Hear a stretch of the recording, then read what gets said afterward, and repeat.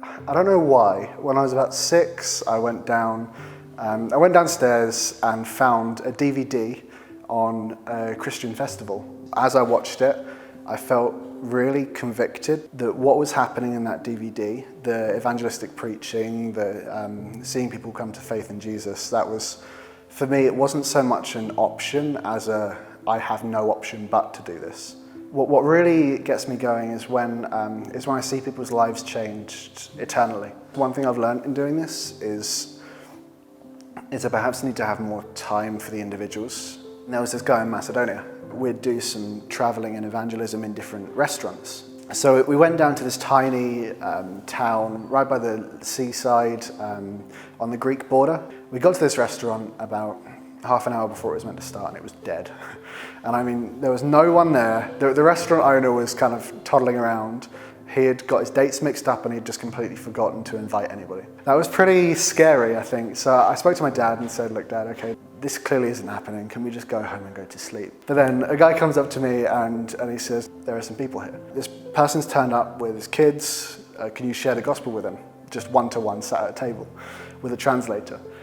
That was scary because it's a completely different thing, standing up with your notes and sharing the gospel with a whole group of people. That I'm fine with. But you asked me to sit down one-to-one and chat? No, definitely not. But I shared the gospel with this guy and he was like, no, of course not. Like, I can't believe you would believe this. And then he started opening up. He had 2 sons. His first son got involved in the occult and was Satan worshipping, out late at night doing whatever the hell he wanted, and he committed suicide.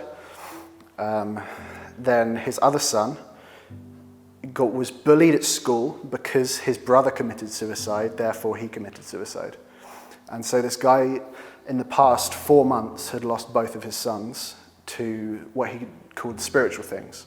So his angle was, I don't want anything to do with spiritual things. So in amongst hearing this story, then my dad comes over to me and says, look, Adam, we've got some people who have just come here. The room's got about 50 people in it. You need to go up and speak now. But the guy that I was speaking to one-to-one hadn't finished speaking. So I said, no, Dad, I think this guy, for me, takes priority. So I said, look, Dad, you go and do it, and I'm going to speak to this guy one-on-one. He saw that I did that, and anyway, he finished telling me the rest of his story. And then 5 minutes later, we finished up the conversation. I turned around, no one started preaching yet. So in the heaviness of that conversation, I stand up and I share the gospel with everyone there. At the end, the guy comes up to me,